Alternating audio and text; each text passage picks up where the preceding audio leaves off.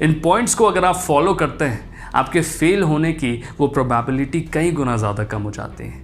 जो पहला पॉइंट आपको अपने चेकलिस्ट में डालना है, that is what is the success ratio. जिस भी गोल या फिर करियर के साथ में आप आगे बढ़ने के बारे में सोच रहे हैं, उसका सक्सेस रेशियो क्या है, सबसे पहले उसे समझने का प्रयास करें। जब आप उसके सक्सेस रेशियो को समझ पाएंगे, तब आप चेक कर पाएंगे कि आपके वहां पे सक्सेसफुल होने के प्रोबेबिलिटीज क्या है। यूट्यूब पे जाइए, गूगल पे जाइए, बहुत सारा इंफॉर्मेशन आपके गोल या फिर करियर से रिलेटेड मिल जाएगा। उन पे कार्य करिए और इसके अकॉर्डिंगली अपने स्टेप्स को डिजाइन करिए। अब जो सेकंड पॉइंट यहाँ पे आ जाता है, that's all about what is your potential. Potential एक बहुत ही ज़्यादा ज़रूरी पॉइंट बन जाता है। जब आप उस ड्रीम को गोल में कन्वर्ट करने के बारे में सोचें, तब आप ज़रूर एक बार पलट करके देखें, एक बार पलट करके ज़रूर अपनी ज़िंदगी को देखें और समझने का प्रयास करें कि आज तक आपने किस तरह का काम किया है। अगर आज तक आपके एफर्ट्स कम रहे हैं और तब भी आप इस गोल के साथ में आगे बढ़ना चाहते हैं, इस करियर ऑप्शन के साथ में आगे बढ़ना चाहते हैं, तब आपका 50-55% का एफिशिएंसी अब 90-95% में कन्वर्ट करने के लिए बोलता है। उस हिसाब से अगर आप अपने आप को तैयार करते हैं, तब आप बहुत ही बेहतर तरीके से अपने रास्ते पे चलना चालू करेंगे। क्योंकि जब तक आप अपने पोटेंशियल को नहीं समझेंगे और उस पोटेंशियल के अकॉर्डिंगली कितना एफर्ट डालना है उसे नहीं समझेंगे, तब तक आप किसी भी गोल या फिर करियर में हार्डवर्क करते रह जाएंगे, लेकिन स्मार्ट वर्क नहीं कर पाएंगे। अब जो तीसरा सबसे इंपॉर्टेंट पॉइंट यहाँ पे आ जाता है, that's all about how much time I will dedicate for this goal.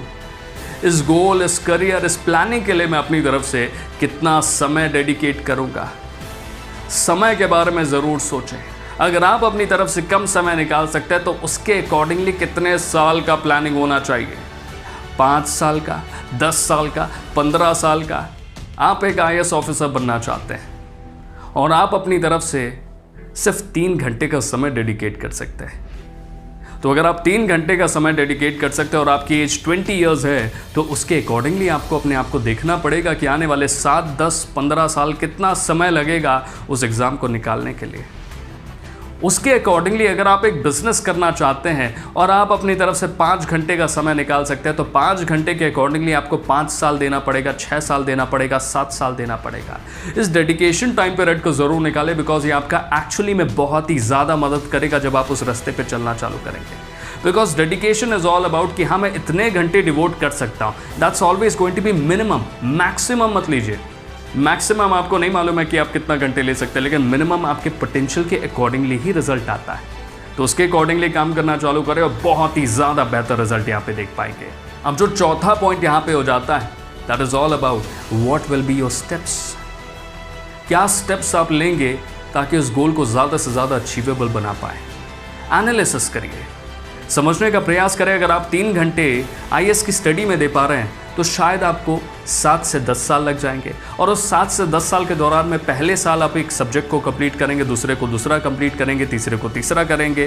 किस तरीके से आप उसे डिज़ाइन करेंगे, दैट मैटर्स अ लॉट। अगर आपकी सोचने की क्षमता स्लो है, तब आप ज़रूर जाकर के अपने गोल को एक बार वापस एक्सप्लोर करें।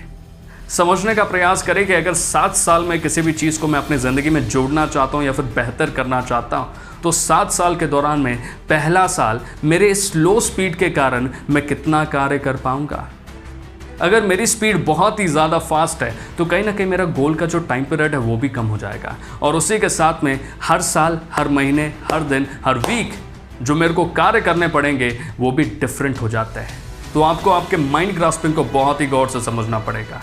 अब जो 5वां पॉइंट यहाँ पे आ जाता है, ये आपके उस गोल का, उस करियर का बहुत ही अहम हिस्सा है। That's all about, is your vision is clear or is it not clear yet? क्या आप जिस रास्ते पे चलना चाहते हैं, जहाँ तक आप पहुँचना चाहते हैं, क्या आपका वो विजन एकदम क्लियर है? अगर वो क्लियर नहीं है, तो क्या सारे स्टेप्स मेरे को एक्चुअली में लेने पड़ेंगे? कितना मुझे और कार्य करने की ज़रूरत है मेरे ब्लूप्रिंट पे? बिकॉज देखिए, सबसे ज़्यादा ज़रूरी चीज़ है, अगर आप उस बिल्डिंग को बनाने जाए तो सबसे पहले कार्य करना चालू करें उसकी नींव पे, उसके स्ट्रक्चर पे। जब आप उसके स्ट्रक्चर और नींव पे ज़्यादा कार्य करेंगे, उसको ज़्यादा बेहतर तरीके से ब्लूप्रिंट बनाने पे कार्य करेंगे, तब आपका बिल्डिंग भी ज़्यादा बेहतर बनेगा। बिकॉज आप गोल पे चलना चालू कर देते हैं, लेकिन आपके पास में एक ब्लूप्रिंट नहीं है जो एक्चुअली आपको एक क्लियर विजन दिखा पाए, तब आपके साथ में समस्याएं बहुत ज़्यादा बढ़ने वाली है। तो उस ब्लूप्रिंट के अकॉर्डिंगली अपने आप को तैयार करना चालू करें। और जैसे जैसे आप रास्तों पर चलना चालू करेंगे तब आपको और ज़्यादा क्लैरिटी मिलती जाएगी। जिस तरीके से उस फॉगी यानी धुंधले रास्ते पे जब आप चलना चालू करते हैं तो आपको कुछ ही दूर नज़र आता है, लेकिन आप जब चलते रहते हैं और रास्ते क्लियर होते चले जाते हैं। और उसी के साथ में अगर आपको ये वीडियो अच्छा लगा, इन 5 पॉइंट को अपनी ज़िंदगी में जोड़ने की हिम्मत ताकत रखते हो तो ज़रूर हमें कमेंट करके बताएं। और उसी के साथ में अगर आपको वीडियो अच्छा लगा तो लाइक करें, शेयर करें, सब्सक्राइब करें। Thank you very much for giving your valuable time and this is what is प्रेमोटेक्स।